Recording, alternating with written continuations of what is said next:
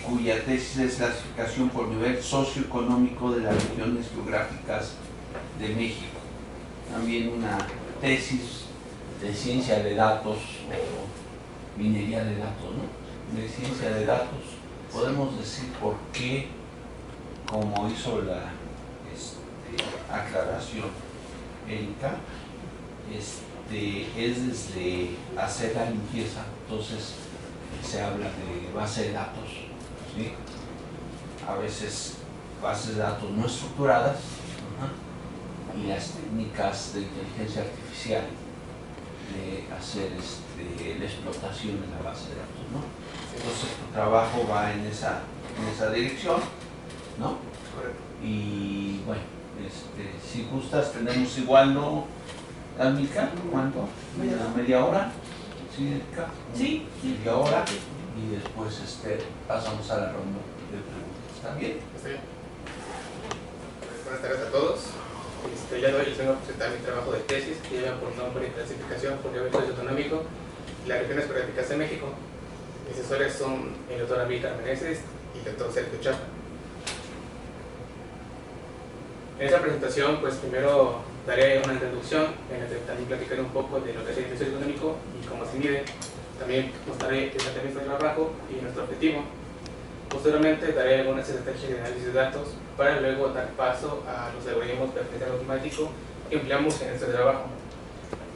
Posteriormente hablaré un poco de los conjuntos de datos que utilizamos y luego de nuestra metodología de clasificación, que consiste en dos etapas. Primero, un agrupamiento inicial de las regiones y luego la creación de un modelo de clasificación.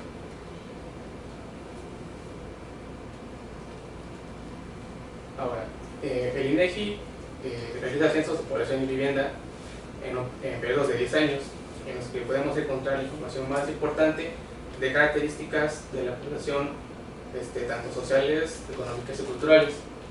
Con esta información podemos construir indicadores que nos permitan estudiar de mejor manera la población.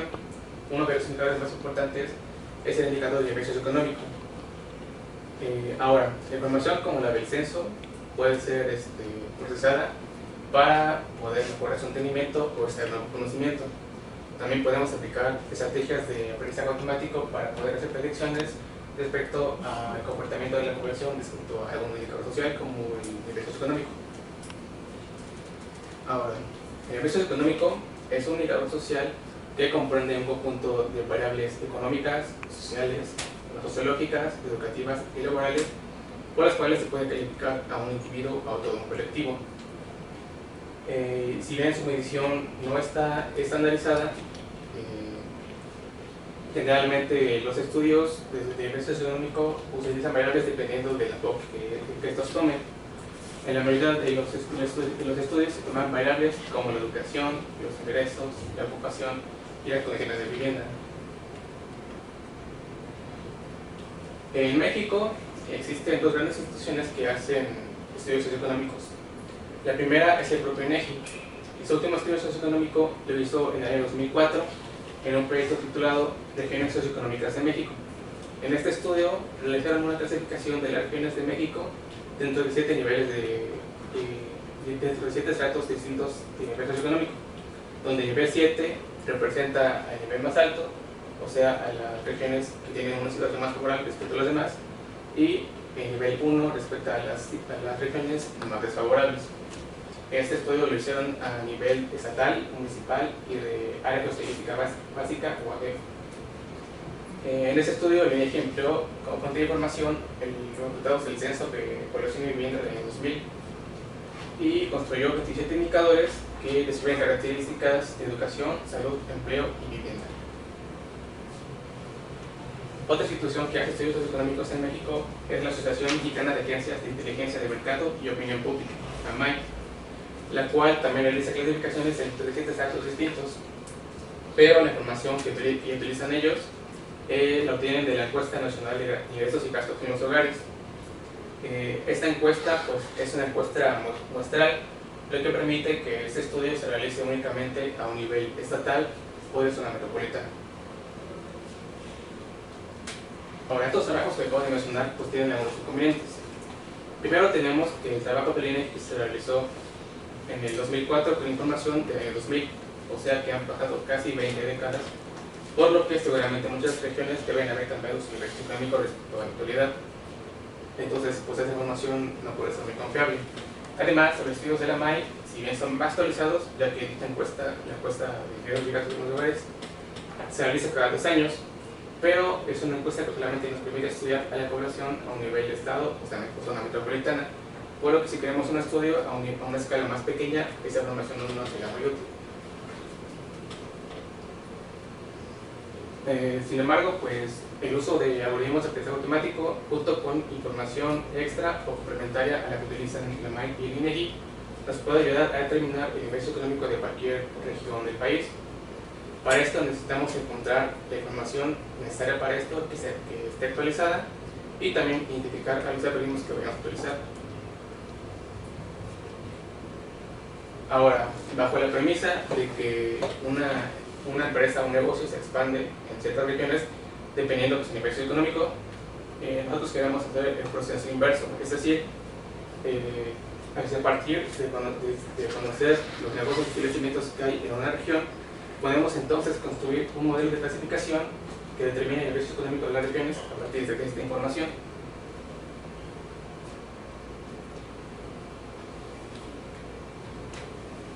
Bueno, la forma en la que podemos ejecutar la información puede venir estructurada de maneras distintas. Pueden venir como datos estructurados, como lo pueden ser una tabla en Excel o una base de datos en SQL. También pueden venir datos no estructurados, en los cuales la información no tiene ninguna estructura inicial. Y los datos semi-estructurados, que si bien la información tampoco tiene una estructura, sí tienen etiquetas que nos permiten realizar un análisis más fácilmente. En este trabajo únicamente trabajamos con conjuntos de datos estructurados. Ahora, un conjunto de datos es una colección de objetos que están descritos por cierto número de características o variables que describen sus características más importantes. Un atributo puede ser de tipo categórico o numérico. Los atributos categóricos se pueden dividir en nominales, los cuales permiten identificar a los objetos y diferenciarlos, como pueden ser un número de identificación o un número de matrícula. Y los ordinales son atributos que nos permiten ordenar los objetos, como pueden ser unas calificaciones o el grado de dureza de material, mientras que los atributos numéricos pueden ser continuos o discretos.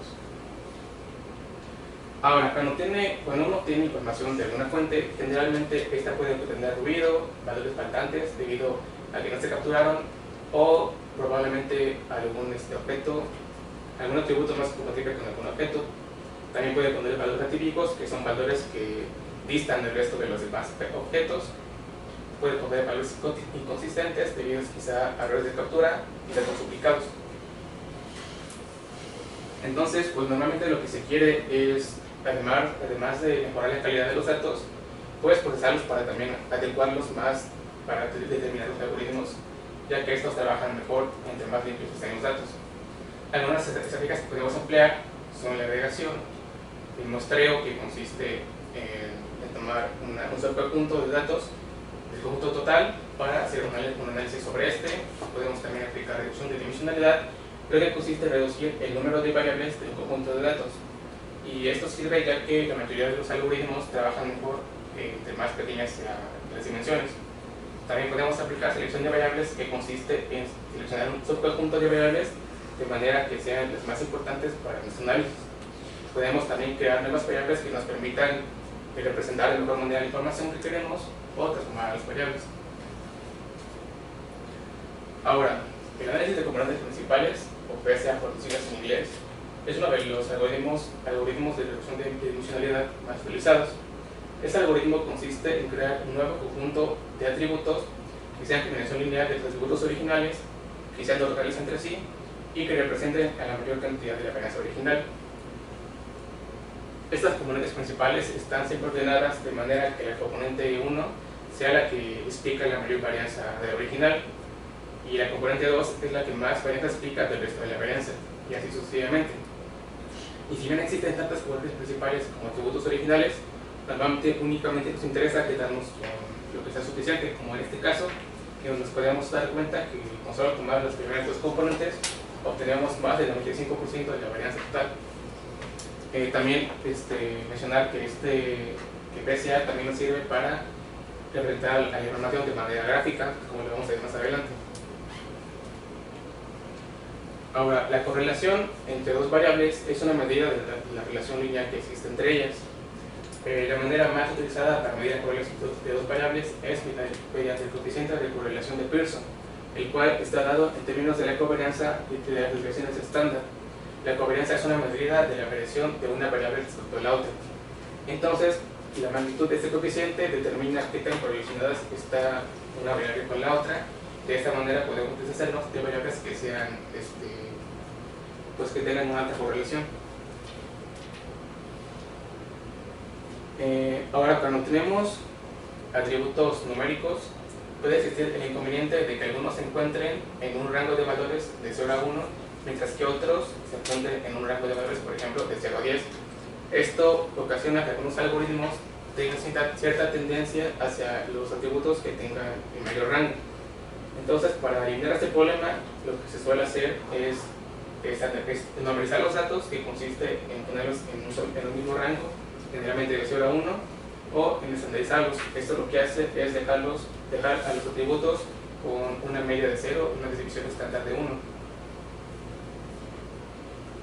En cuanto a los valores atípicos, pues existen técnicas para detectarlos.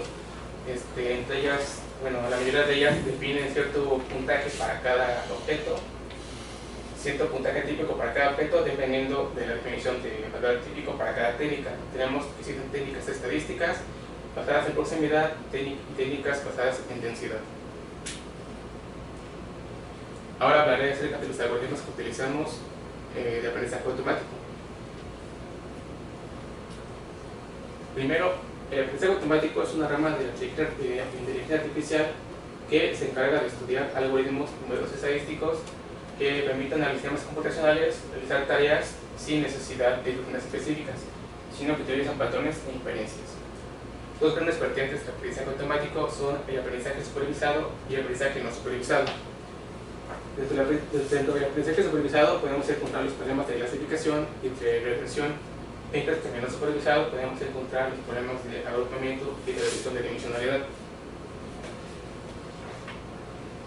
Ahora, la clasificación consiste en construir un modelo o una función que mapee un conjunto de datos de entrada a un conjunto de datos de salida o clases. Y este modelo se crea a partir de un conjunto ya clasificado que se conoce como conjunto de entrenamiento. Mientras que el agrupamiento trabaja únicamente con datos de entrada. Lo que el agrupamiento consiste en formar una partición de las entradas en cierto número de grupos o clústeres. Esta agrupación debe ser tal que los elementos dentro de un grupo sean similares entre sí y distintos a los de otros grupos. El primer algoritmo de agrupamiento que veremos se conoce como K-means. K-means es una técnica basada en prototipos o representantes, es decir, que para cada grupo existe un elemento que representa a todo el grupo. Y bueno, esa técnica es una de las más simples y empleadas en el agrupamiento. Este algoritmo requiere que se especifique el número de grupos para su funcionamiento. Este algoritmo funciona en dos pasos principales. En el primer paso se asigna cada punto del conjunto de datos de entrada a el grupo correspondiente, de acuerdo al centro más cercano que tenga. En el segundo paso, cada centro se actualiza a la media del grupo, y la distancia utilizada aquí es el cuadrado de la distancia euclidiana. Luego estos dos pasos se repiten hasta que los centros de los grupos ya no cambien más. El segundo algoritmo que vamos a ver de agrupamiento se conoce como K-meadoids. Este algoritmo funciona de manera muy similar a K-means, con las diferencias de que en lugar de utilizar la distancia euclidiana al cuadrado, utiliza cualquier distancia arbitraria, además de que los centros no son ahora la media del grupo, sino que están limitados a ser un elemento del grupo que represente mejor a dicho grupo. El algoritmo que empleamos nosotros se conoce como CLAR, que significa agrupación de grandes aplicaciones, y trabaja aplicando el algoritmo de K-meadoids sobre su conjunto de datos del conjunto original y eligiendo el que otorgue mejor resultado. Ahora vamos a entrar a los algoritmos de clasificación. El primero que veremos es el árbol de decisión. Un árbol de decisión funciona construyendo un hiperplano paralelo al eje que separe al espacio de datos en dos. Posteriormente, cada región se sigue separando en dos hasta que en cada región del espacio se tengan objetos en su mayoría de la misma clase. Entonces, cada nodo del árbol corresponde a una decisión de una separación, y al final las hojas se etiquetan con la clase mayoritaria de esa región. Entonces, cuando queremos clasificar un punto de prueba, se pasa a través del árbol, y cuando llega a la hoja se le asigna la etiqueta de la hoja, y esa es su clase correspondiente. El segundo algoritmo de clasificación que veremos son las máquinas de soporte vectorial o máquinas de soporte de vectores. Estas funcionan únicamente con dos clases y funciona eligiendo un hiperplano que maximice la imagen de separación entre las dos clases. La imagen de separación está dada por la distancia mínima de un punto del hiperplano, y los puntos que satisfacen esta condición se conocen como los vectores de soporte. Y para extender las máquinas de soporte vectorial a más de dos clases, se suele utilizar dos enfoques. Uno es el uno contra uno, en el que se construyen dos máquinas de soporte vectorial, cada una comparando un par de clases, mientras que en el enfoque uno contra todos se entrenan cada máquina de soporte vectorial, cada vez comparando una clase contra el resto de las demás. En cuanto a una red neuronal artificial, pues estas están basadas en su homónimo biológico. Aquí un nodo o una neurona se puede modelar mediante las señales de entrada, un vector de pesos y una función de activación. Y bueno, el poder de una red neuronal consiste en un conjunto de nodos funcionando en paralelo. La red neuronal más sencilla que tenemos es la red neuronal de propagación hacia atrás, o la red neuronal preelementada, la cual consiste en tres capas. La capa de entrada, en la que cada entrada representa a un atributo, la capa oculta y la capa de salida. La salida pues representa la probabilidad que tiene un objeto de pertenecer a cada una de las clases. Entonces, para el entrenamiento de una red neuronal se pasan todos los puntos de entrenamiento a través de la red, y al final se calcula el error comparando con las clases originales. Y lo que consiste la propagación hacia atrás es en ajustar los pesos de tal manera que minimicen a esta función de error. El siguiente algoritmo que veremos se conoce como boosting, lo cual es una técnica de clasificación que produce un modelo en la forma de un ensamble de varios modelos predictivos débiles. Esto permite reducir la varianza y mejorar la exactitud. En este caso se modelan árboles de decisión de manera secuencial sobre versiones modificadas del conjunto de datos original. Entonces, dado un modelo, se ajusta un nuevo árbol de decisión sobre los versiones de ese modelo y obtener los resultados. Y el último algoritmo de clasificación que veremos es el bosquelatorio.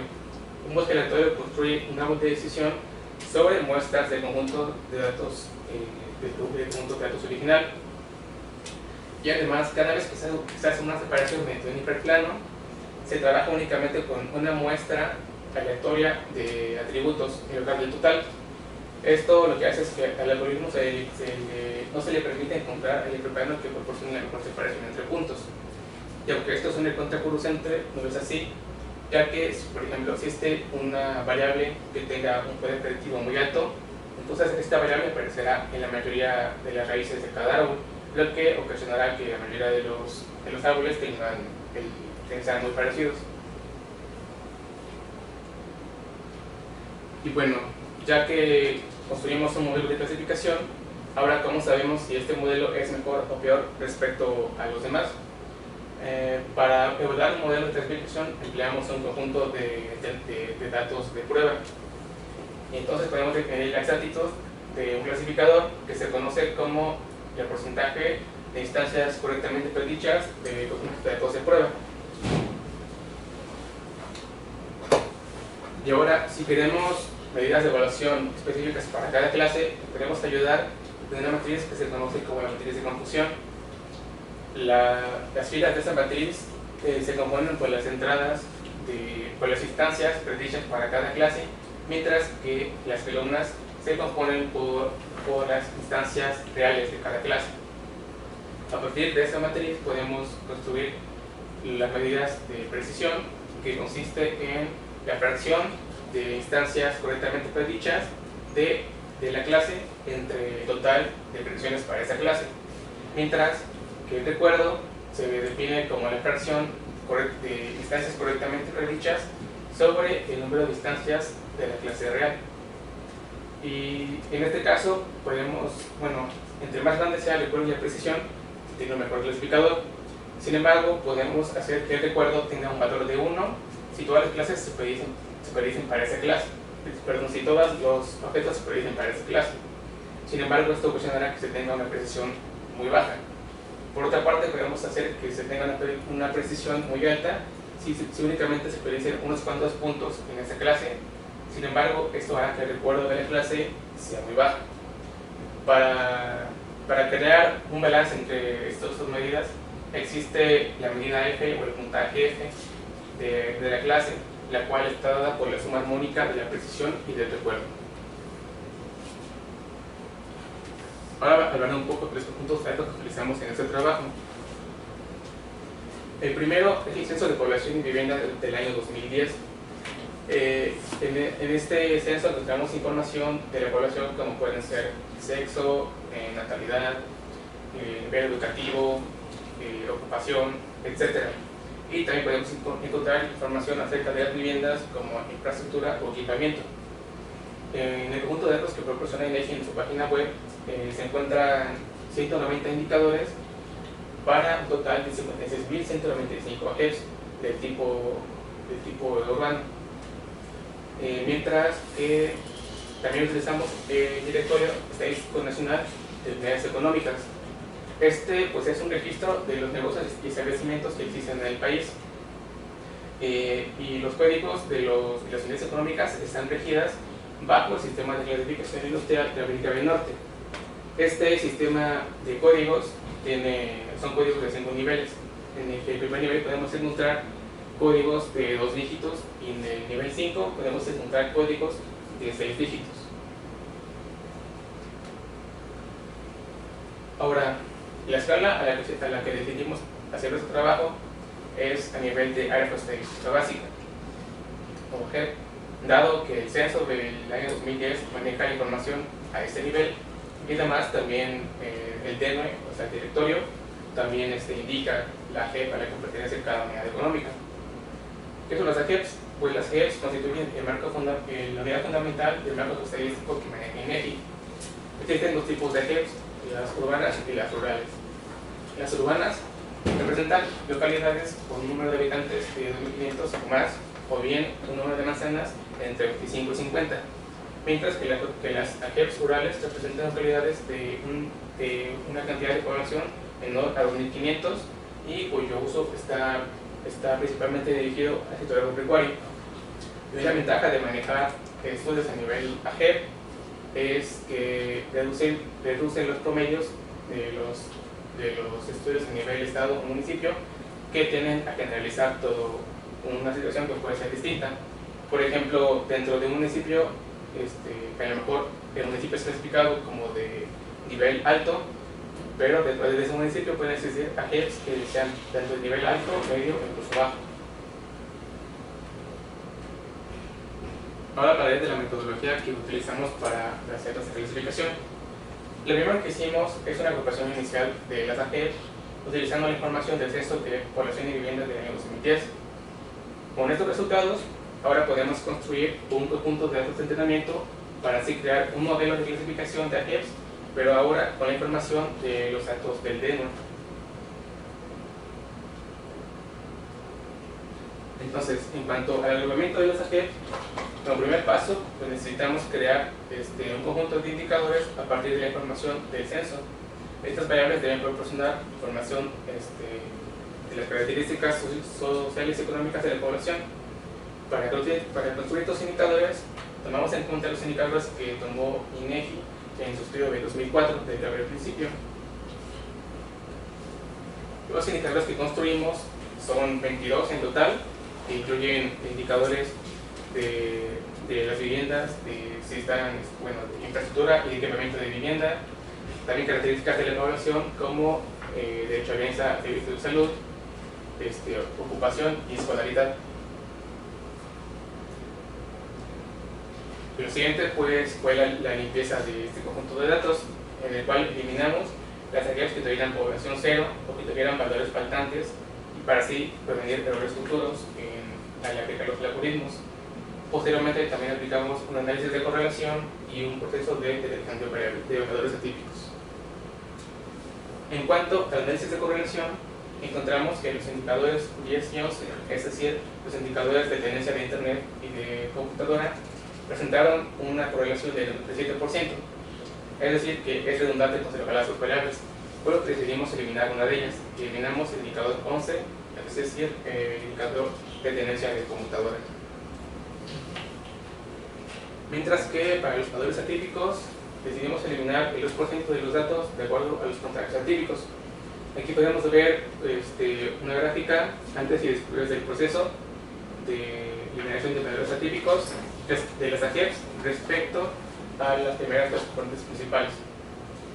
Y después de ese proceso, al final tuvimos un conjunto de datos de 43.990 AGEPs por 21 atributos. Y lo siguiente fue hacer el agrupamiento. Para esto utilizamos los algoritmos de Camis y Clara. Utilizamos estos algoritmos ya que en primer lugar son de los más utilizados para información procesal.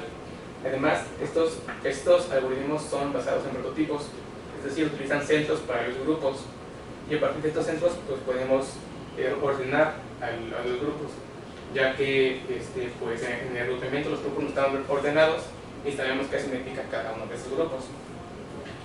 Igual hicimos el agrupamiento para K igual a 3, o sea, para un número de grupos de 3, de 5 y de 7.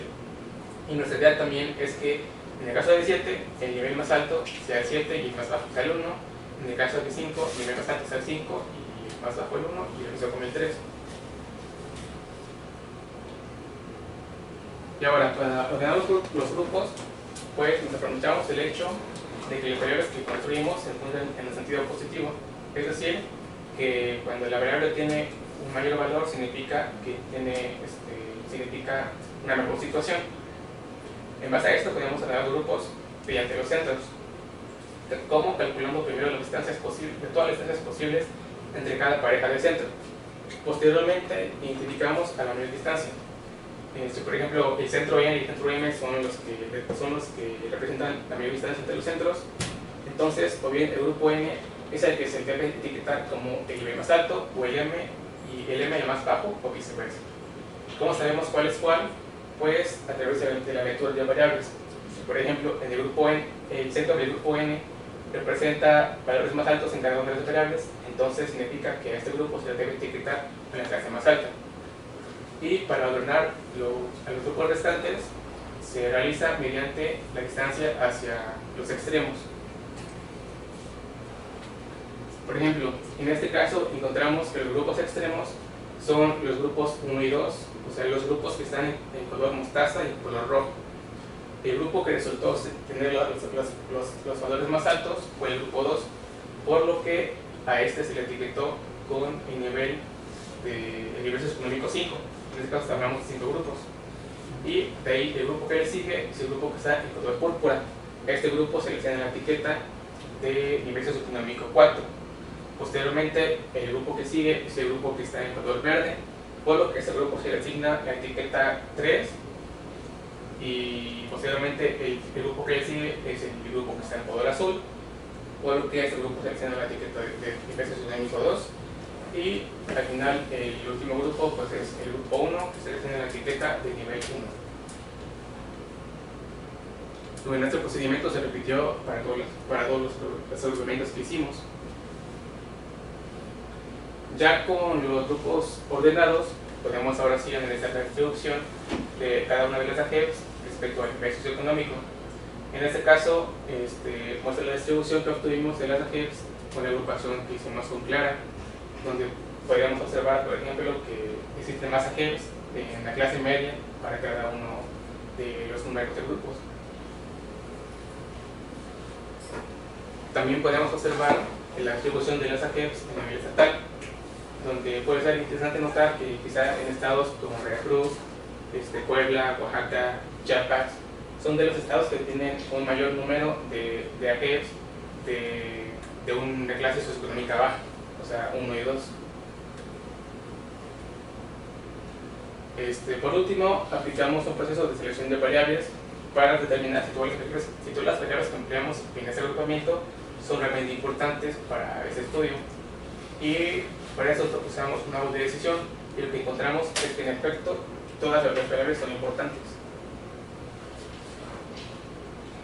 Ahora, para crear el modelo de clasificación, pues necesitamos información del directorio DENU. Sin embargo, pues esto es un directorio, por lo que necesitamos construir un conjunto de datos a partir de este. Lo que hicimos fue crear el conjunto de datos donde los objetos son los AGEPs y los atributos son el tipo de unidad económica. Entonces, este conjunto de datos nos dice cuántas AGEPs hay y de qué tipo cuántas unidades económicas hay y de qué tipo para cada AGEP. Y decidimos hacer este conteo para un nivel de códigos de 3. Lo siguiente que hicimos pues, fue una observación de las variables para ver si en realidad las unidades económicas tenían cierta preferencia a estar en AGEPs de nivel socioeconómico alto o bueno, en un determinado nivel socioeconómico. Y en efecto encontramos que, por ejemplo, en el caso de las escuelas de educación primaria del sector privado, estas tienden a encontrarse en AGEPs de nivel socioeconómico alto, mientras que por otra parte las escuelas igual primarias pero ahora públicas no tienen una distinción notoria, por lo que pues mediante esta observación eliminamos ese tipo de variables en las que no se tiene ninguna distinción de nivel socioeconómico. Y al final trabajamos sobre unos conjuntos de datos de 80 atributos, es decir, 80 tipos de unidades económicas para un total de 40.644 AGEPs. Este número de AGEPs se redujo respecto a la del agrupamiento, ya que hay muchas AGEPs que no tienen ningún tipo de unidad económica. Y sobre este conjunto de datos, pues aplicamos los algoritmos de clasificación de árbol de decisión, una red neuronal, una máquina de soporte vectorial, un bosque aleatorio y el método de Gustin. Y pues esto con el objetivo de observar cuál de estos algoritmos es el que otorga el mejor modelo de clasificación. Y utilizamos también el agrupamiento inicial hecho por Tamis y el hecho por Clara para el número de clases 7, 5 y 3. En cuanto a la exactitud, en el caso de K igual a 7, los mejores resultados se obtuvieron con el agrupamiento de Tamis y el mejor algoritmo de clasificación fue el bosque aleatorio, en el que se obtuvo un 46.4% de exactitud, mientras que para K igual a 5 los mejores resultados los obtuvimos con Clara, donde nuevamente el mejor algoritmo de clasificación fue el bosque aleatorio con un 58.5% de exactitud. Y finalmente para el número de 3 clases, nuevamente los mejores resultados los obtuvimos con la agrupación de Clara, y el mejor algoritmo también fue el bosque aleatorio, llegando hasta un 70.3% de exactitud. En cuanto a las medidas por clase, pues bueno, aquí muestro las medidas por clase que se obtuvieron para el bosque aleatorio, que fue el mejor clasificador. Entonces podemos notar que, por ejemplo, la clase en la que se obtuvo mejor rendimiento fue la clase 2, donde la medida F, para el caso del agrupamiento con K-means, llega a 0.75, y en el caso del agrupamiento con Clara llega a 0.77, o más bien casi 0.80. Y por otra parte, la clase en la que se obtuvo un peor rendimiento fue en la clase 1, donde en el agrupamiento con K-means obtuvimos una medida F del punto 41, y en el caso del agrupamiento con Clara una medida F del punto 32.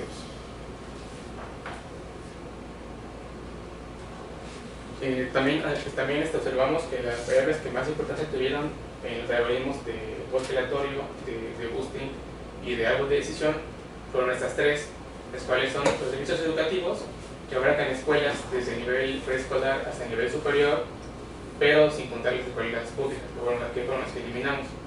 También está el comercio por menor de artículos de papelería para el esparcimiento de artículos de uso personal. Este tipo de unidades incluyen papelerías, incluyen tiendas de perfumes, de joyerías, de venta de instrumentos musicales, de venta de libros, entre otras cosas. Y también otra variable que tuvo mucha importancia fueron los servicios de reparación y mantenimiento, en los que podemos encontrar servicios de reparación de automóviles, de camiones, motocicletas, bicicletas, de maquinaria, de aparatos electrónicos, entre otras cosas.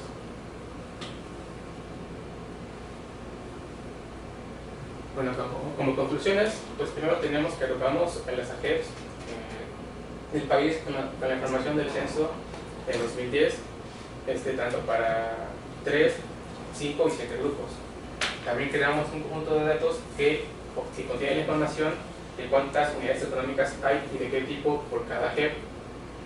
Encontramos que muchos tipos de unidades económicas presentan una distribución predominante en determinados AGEPs de ingreso socioeconómico, como las escuelas privadas que tienden a encontrarse en los niveles altos. Escuelas privadas que se encuentran en los niveles altos. En cuanto a la clasificación, encontramos que en determinados números de clases se mejora la exactitud de la clasificación. Encontramos que el modelo del bosque aleatorio fue el que proporcionó los mejores resultados, llegando hasta un 70.3% de exactitud para la clasificación con 3 clases y con el argumento inicial hecho por Clara. Y pues finalmente los resultados nos muestran que con solo conocer el tipo y el número de unidades económicas que hay en una AGEP, pues no es posible determinar de manera correcta su nivel socioeconómico. Como trabajo futuro, pues primero tenemos que se puede realizar este mismo estudio, pero ahora realizando el argumento inicial con la información del censo del 2020, cuando esta está disponible, ya que de esta manera nos podemos eliminar la brecha de tiempo que existe entre el censo del 2010 y el DNUE. También podemos intentar otras formas de manipular la información del DNUE para así buscar una mejora en la exactitud de la clasificación. Y por último, proponemos también implementar algún método geográfico correctivo que asigne la clase correcta a las AGEPs que no fueron correctamente clasificadas. Por ejemplo, si existe una AGEP que fue incorrectamente clasificada, que se encuentra dentro de, que se encuentra rodeada de AGEPs que son de cierto número, de cierto nivel socioeconómico, entonces muy probablemente esa AGEP también tendrá ese nivel socioeconómico. Bueno, eso ya todo por mi parte. Muchas gracias. Bueno, vamos a hacer inicio a las preguntas, empezando por Erika, ¿no? Sí, gracias.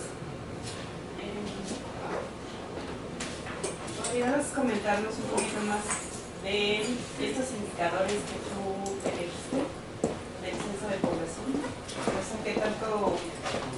Supongo que ahí es donde te tardaste más en seleccionarlos, ¿o por qué esos indicadores? Sí, un poco. Bueno, para construirlos, pues primero tomé en cuenta los indicadores que utilizó INEGI en el estudio de 2004. En ese entonces fueron 27 indicadores que igualmente incluían características de la vivienda, como las que están aquí, pero además también incluían información de los ingresos de la población. En este caso, en este censo no presenta información respecto a los ingresos, pero en contraste con la información del 2000, sí encontramos información respecto a la tenencia de internet y computadora que en ese entonces no estaba. Entonces, pues ese básicamente fue el procedimiento, usando como base los indicadores que empleó el INE para construir los nuestros. ¿Crees que con estos indicadores te sirven igual para el censo del 2020? ¿Que tu modelo genere los mismos? Puede ser. ¿Clasificaciones o no? No, que genere los mismos resultados, eso sí no creo, porque pues son 10 años de diferencia. Además, también pueden que la información cambie, pueden que a lo mejor se incluyan ahora sí información respecto a los ingresos de la población, y entonces también se puede complementar. Si la información es la misma, pues estos mismos indicadores pueden servir para un estudio igual, versus los resultados y en principio tienen que ser distintos. Es que ahí me genera duda porque tu propuesta es un modelo de clasificación. Sí. Entonces, como modelo, yo podría aplicarle, bueno, como dices tú, el siguiente censo y debería de comportarse de manera, o sea, ahí me queda la duda. ¿Cómo es que tu propuesta es un modelo? ¿Cómo se seguiría tu modelo? Ajá. Bueno, es que esta fase de agrupamiento solamente la hicimos para tener la clase a la que pertenece cada jefe. Ajá. Y así construir un conjunto de entrenamiento. ¿Y porque te dieron cuántas clases? avisa para 5, 7 y 3. 7 y 3. Ajá. Y la idea es que ya no tengamos que usar información del censo, que sí esperar 10 años a que se haga cada censo, sino usar información de cuántas unidades hay en cada jefe para si está su nivel socioeconómico. O sea, el modelo me ayuda a que yo ya no dependa de la información del INEGI. Sí, es que en esa parte me lo duda el objetivo general, porque al final dices que el clasificador que más se adapta al objetivo, que te sirve para el objetivo es el de el árbol, digo el bosque. El bosque. Entonces, ahí por eso me surgió la duda, yo podría seguir o sea, tu modelo, ¿qué propone? ¿Qué algoritmo? O sea, me dices, se utiliza el bosque aleatorio con estos indicadores. Eso es lo que me aporta tu tesis. Sí, bueno, ¿sí? Una es la metodología que empleamos para encontrar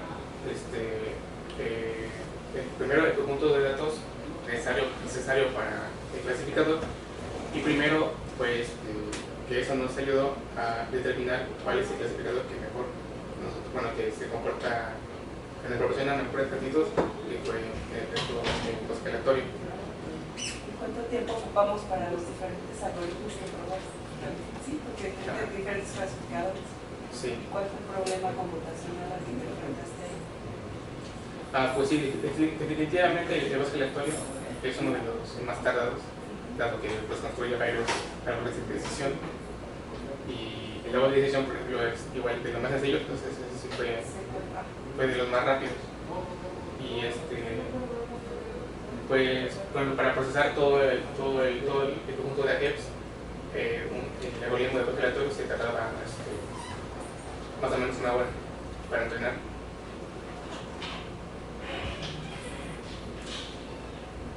¿Una hora? Sí. Entonces, ¿cómo quedó ahorita digamos, se podría hacer a trabajo futuro en una aplicación? ¿Podrías plasmarlo en alguna aplicación, en algún sistema? ¿Esta Sí. metodología? Sí, estos resultados, o sea, ya teniendo la GEP, que es como la identificación de una región, y su nivel socioeconómico, pues podemos a lo mejor crear un mapa de calor geográfico que represente los promedios de ecuadores y el nivel socioeconómico de las AGEPs. Esa podría ser una. Un mapa, un GIS. Ajá, un GIS. Bueno, esto igual nada más de forma, igual nos falta, sí está en el documento, pero nos faltaron en la presentación los nombres de figuras, los nombres de tablas. Digo, no hay mayor problema, pero bueno. Y por ahí hay una palabrilla que hay que ver cómo se escribe correctamente, pero ahorita te la Okay, sí. Porque si luego me resaltó y yo dije, no, sí, me tengo que decir. Pues. Sí. Y bueno, nada más serían todas mis preguntas. Muchas gracias y felicidades por el trabajo. Gracias. Sí, gracias. Felicidades por su trabajo. Gracias. Y bueno, solo tengo una pregunta de la metodología que usted plantea. Si quisiera mejorar, lo que me dio fue la eficiencia, el algoritmo. Ajá, la exactitud. Exacto. Bueno, si quisiera mejorarlo, entonces, ¿qué cambiaría la metodología? ¿Por dónde iniciaría a hacer cambios? Si es que reflexionamos. Ajá. Pues. ¿O qué probaría? a futuro planteo otra manera de manipular la información del directorio de unidades económicas. La manera que mostré aquí pues, fue la que me ocurrió de eliminar esas unidades que no tuvieran una distinción o una preferencia para estar en cierto nivel, en cierta área de ingreso económico. Esa fue mi idea. Eliminé alrededor de 200 unidades de este tipo. Y sí, fui haciendo pruebas y sí fui mejorando la exactitud hasta llegar al 70%. Y eso fue lo que a mí se me ocurrió. Pero realmente ahorita no se me ocurre otra manera de manipular esos conjuntos de datos para mejorar su exactitud. Por ahora no siento que no sabría. Al menos por este lado no. Porque o sea, siento que igual como la información que usamos para el agrupamiento fue el censo del año 2010 y el directorio pues está actualizado. Entonces por ahí existe una brecha de tiempo en la que definitivamente puede haber un cambio de nivel socioeconómico de cada región. Entonces también siento que eso también puede afectar el rendimiento del clasificador. Por eso también propongo que se haga este estudio con la información del censo de 2020 para así eliminar esa brecha y observar que de verdad qué tanto se mejora la exactitud con esa información. Eso es todo por mi parte. Mónica. Gracias, Esteban. Está buen trabajo. Como yo decía a Sergio también, además, que los trabajos son más aprecios donde aprendo más. Entonces, son de los trabajos que he aprendido bastante. Es un área y afortunadamente tenemos guías. Doctor Chapa y Angélica, se dan una mano para ver por dónde mover, para no perdernos en el camino. Entrando en esto, bueno, la idea principal era revisar, ¿no?, si podíamos hacer la clasificación de los estatus económicos, pero solamente con base en qué. O sea, no lo de INEGI, sino solamente en base en qué. Solamente conociendo los negocios y establecimientos que hay. Exactamente, ¿no? O sea, esa era la idea, ¿no? O sea, sí. por eso es el modelo, ¿no? O sea, el modelo nada más quería ser basado en esta información. Evidentemente aquí tenemos que utilizar aprendizaje supervisado, ¿no? ¿Por qué razón? Sí, porque es un clasificador, o sea, hay que hacer, una vez que tenemos un modelo, ahora podemos usar ese modelo para hacer una predicción de ejercicios económicos de las AGEPs. Exactamente. Entonces, por eso tuviste que primero aventarte todo lo que no hizo INEGI en el 2010, ¿no? Sí. Hacer toda la clasificación de los AGEPs, ¿no? Y tomaste todos los indicadores de INEGI para realizarlo, ¿no? Sí. Ahora, como te preguntaba la maestra Erika, ¿eso se puede hacer con el 2020? Pues sí se puede hacer, ¿no? Sí. Y si después haces ya la cosa, ¿esto para qué era? Para que si en determinado momento aplicamos el modelo que tomaste con las AGEPs, tuviésemos un marco de referencia para decir, oye, este me lo clasificó en nivel 2, en nivel 3, ¿está comparado con esto? Sí. Ahora, como bien dices, aquí tenemos un gap de diferencia fuerte, ¿no? Porque de las unidades económicas son datos que están dados de 2017, ¿no? Creo que están actualizados hasta el año pasado. Hasta el año pasado. Y los datos del censo del 2010 son de 9 años de diferencia, donde posiblemente algunas AGEPs cambiaron su nivel socioeconómico, ¿no? Pero no tenemos esa información, ¿sale? O sea, es como dice Andy, ¿no? Nosotros poseemos otra información, ¿no? Sí, claro está, y ahora es pertinente con lo que dice la doctora Sonia, pero bueno, con lo que me comentaste aquí, efectivamente, si nosotros lo hacemos, corremos otra vez este mismo proceso, cosa más, que aplicaste en el censo del 2010 con el 2020, y si hacemos un comparativo con tu modelo acá, posiblemente sí podamos obtener una mayor corrección, ¿no? Porque ahorita los mejores datos que te dieron no son sobre 3 grupos sociales, ¿no? Básicamente, ¿no? Podríamos decir alto, medio y bajo, ¿no? Sí. Y eso se ve porque la clase media como que queda un poquito, no queda claro, ¿no? Sí. Y a veces de la media con la media alta también es un poco confuso esa parte, ¿no? posiblemente con esos lazos a lo mejor se llegue a refinar este resultado, ¿no? O sea, Sí. lo primero que se tendría que hacer es, precisamente como tú dices, es refinarlo y verificar cuál es la correctitud que tiene, cuál es la exactitud que tiene la parte del modelo, ¿no? Digo, afortunadamente el doctor Hugo Ferri nos sugirió, ¿no?, la parte de los árboles. Sí, bosque aleatorio. Está, es el bosque aleatorio, Sí. exactamente. Y creo que fue una buena sugerencia, ¿no? Sí. Entrarle por ahí, ¿no? Pero bueno, esa es la parte que yo creo que faltaría, ¿no?, a resaltar, ¿no? Ahora, en el transcurso se dieron varios detalles interesantes, ¿no? O sea, llegó un momento que dijimos, pues a lo mejor sí lo podemos llegar a deducir, ¿no? Que Sí. de repente salió que no era tan preciso, ¿no?, la parte. Y unos detalles interesantes, ¿no?, que sí me gustaría que comentaras con los demás, ¿no? Que encontraste a HEPs, ¿no?, que eran de nivel alto. Ajá. Generalmente en esos HEPs, cuando metes todos los indicadores, está el nivel de educación, ¿no?, básicamente, ¿no? Sí. Ajá. Pero encontraste a HEPs de nivel 7 que tenían un nivel de educación con primaria trunca, ¿no? Ajá. No sé si te acuerdas de esto, ¿no? Más o menos. ¿Te acuerdas dónde fue? En Tamaulipas. En Tamaulipas, ¿no? O sea, sí, Sí. encontraron varios HEPs con este tipo de características, ¿no? Sí. ¿Qué está pasando acá, no? Es un poco raro, ¿no? Saber ese tipo de cosas, ¿no? Las personas que viven ahí sean gente que no son, que tienen primaria, ¿no? Entonces, quién sabe qué pasa ahí.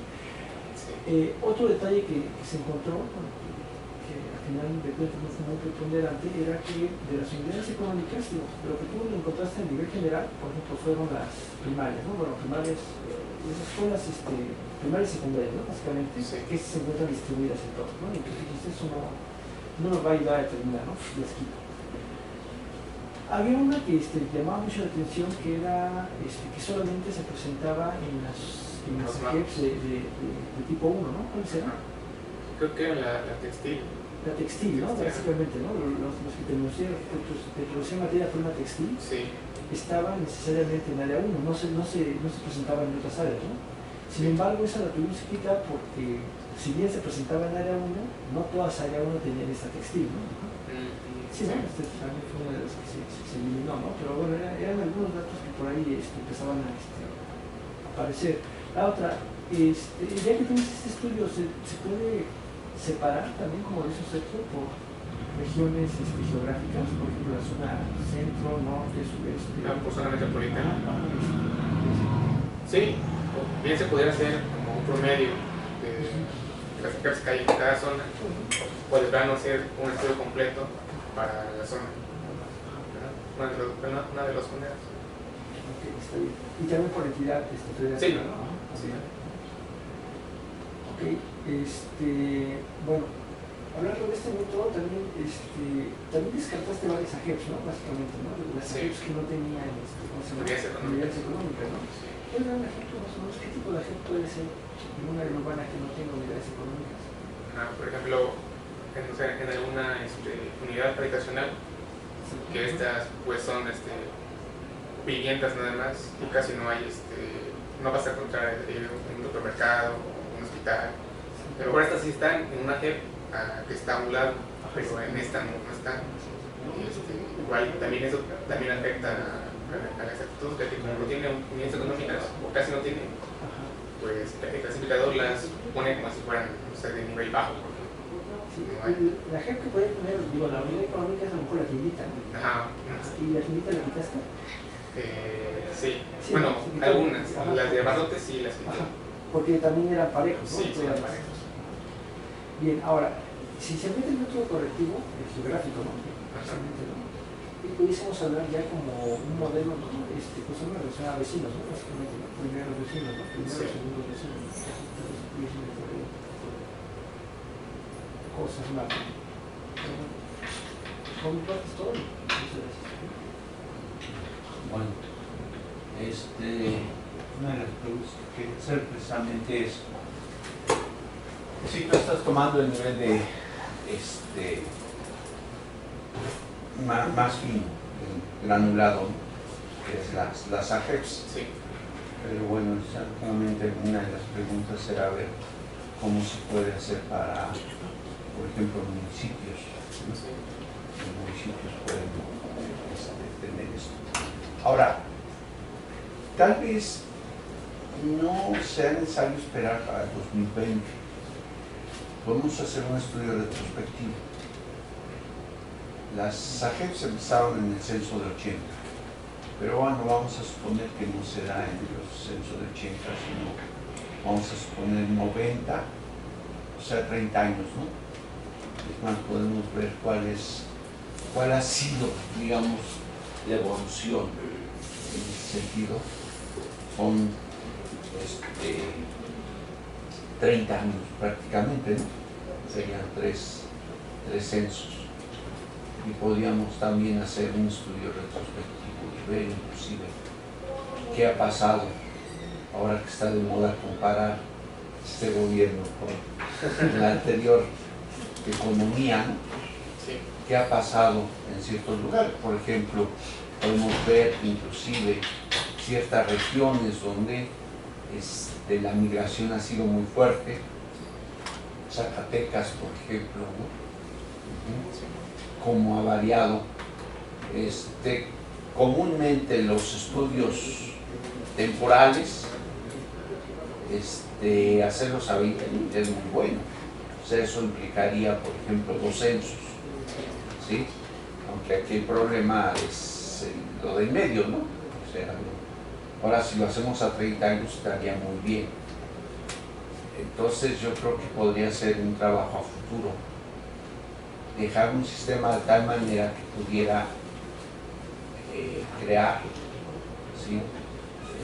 Otros modelos temporales, y entonces esto se podía hacer un modelo temporal junto a que estás usando el modelo geográfico correctivo, ¿sí? Que más que todo sería modelo y ya modelo espacial con el modelo temporal. Y entonces eso podría dar bastante luz para saber y contestar preguntas de los sociólogos, ¿no? Que finalmente, bueno, esto se ve muy claro, que es un trabajo que si un sociólogo lo empieza a manejar, porque eso también habría que ver, si lo podemos poner exactamente en un contexto ya geográfico, bien, ¿no? Y que podamos hablarle información y tener una herramienta interactiva, ¿no? Entonces, tal vez a muchas preguntas que se hace el sociólogo de cambios pudiera ser el modelo, ¿no? Beneficioso para poder contestar y hacer planes, ¿no? Es lo que veo. No sé tú cómo lo veas en el sentido de extensión, ¿no? Sí, es una buena. Sí, que podía ser eso. Las escalas son problemáticas aquí, ¿no? O sea, las escalas tiempo y las escalas espacio son problemáticas. A mí me gusta mucho que se haya hecho a nivel de AGEPS. Inclusive yo no hubiera pensado que ese nivel de granularidad se hubiera podido experimentar. Ajá. Porque ya podemos ver que estamos a un nivel geográfico de escala muy bajo, ¿sí? O sea, ya podemos ver, es más fácil hacer el estudio, ver que el modelo funciona, no funciona, como tú lo hiciste, porque una cosa es el modelo matemático, ¿no? Porque es de lo que estás hablando, con el modelo ya espacial, ¿no? O sea, ¿qué casa con qué? Porque unas cosas pueden casar para una escala y otras cosas no. ¿Sí? Es como hacer un modelo estocástico, donde las variables se pueden considerar como promedios y cosas de esas, a un modelo determinista, ¿no? Sí. En este caso, entonces, el haber considerado un espacio a nivel de granularidad de AGEPS, pues ya es muy bueno, porque estamos considerando el más bajo, y entonces, por eso es buena la pregunta, subir a otro nivel que es, por ejemplo, municipio, pues es más fácil, porque como tú lo mismo lo contestaste, ¿no? Agrupas y resuelves, Sí. ¿no? Y otra cuestión sería, por ejemplo, ahora construir regiones o espacios con polígonos de Thyssen, ¿sí? O polígonos en general, ¿no? En donde nosotros podemos tener estos polígonos construidos con base ya a la información estadística. Entonces estos polígonos se construyen, Voronoi o Thyssen, ¿sí? Y entonces dada ya una región más grande, encapsulas los AGEPs y con un polígono puede ser mucho más chiquito, puede ser mucho más grande, va ajustando más a estas variables, ¿sí? Estas variables a lugares donde en un momento no fueron significativos, lo que tú decías. Por ejemplo, una AGEP puede ser que no sea significativa, sin embargo, al construir un polígono de Thyssen o de Voronoi, va a agrupar 2 o 3 o 4 AGEPs, o las va a intersectar. Entonces me permite dar un modelo geográfico mucho más correcto que lo que te quieres hacer, ¿no? Entonces yo pienso que hay mucho trabajo ahí por hacer, ¿sí? Eso sería muy valioso porque precisamente el poder hacer investigación sobre la cuestión espacial, bueno, y si ahora tomamos la temporal, son 30 años. O sea, regularmente un sistema de series de tiempo, si tomas 20 años y tomas datos mensuales, pues es muy bueno. En este caso el problema es que tenemos cada 10 años, pero podemos hacer esta predicción, o sea, retroactiva, para ver qué puede pasar en 2020, ¿sí? O sea, cuando liberen el censo, tú podrías decir, bueno, la situación es esta. Entonces, yo creo que hay cosas muy buenas que se pueden hacer. Entre más se trabaje, entre más interacción se tenga con el sistema, que uno pueda manejar parámetros, sustituir modelos, porque precisamente es lo que hiciste. Dado un conjunto de modelos, dijiste, bueno, cuál es el correcto dado ciertas condiciones. Pero las condiciones de variables, ¿no? En algún caso, como tú tienes, no son las mejores para un modelo ni para otro, ¿no? Tal vez del medio es el mejor, ¿no? Pero eso también adaptado al modelo espacial y al modelo temporal, ¿no? Entonces, pues yo creo que tenemos los datos de 80, 90 y 2000, 2010, ¿no? O sea, ahí son 40 años, ¿no? Pero vamos a suponer que tenemos 90 y 2000 y 2010, ¿no? Tal vez podría ser interesante. ¿Cómo lo ves tú? ¿Está factible? Pues no lo había pensado, pero pues creo que sí, pues se podría hacer y sería muy interesante analizarlo. Entonces puedes tener un sistema de lo que se llama un sistema para solución de problemas, ¿no? Un problem solving basado en computadora.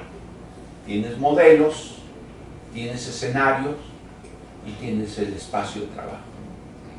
Entonces, en un momento dado, tú puedes jalar modelos, los aplicas y lo haces. Y es un medio de experimentación, ¿para qué? Pues para las ciencias sociales, ¿no? ¿Sí? O para la economía, cosas por el estilo, ¿no? Y eso pues, es muy valioso, porque estás jugando con tres cosas diferentes, ¿no? Con 3 coordenadas diferentes. Entonces, para doctorado ahí hay lo que se llama un PSE, ¿no? Un Problem Solving Environment. ¿Para qué? Para las ciencias sociales, sistemas geográficos, para eso. ¿Sí? Siempre es bueno estar los entusiasmados. No creas que no te quedamos de dejar, pero bueno. Hay cosas muy valiosas. ¿Sí? Bueno, si nos permiten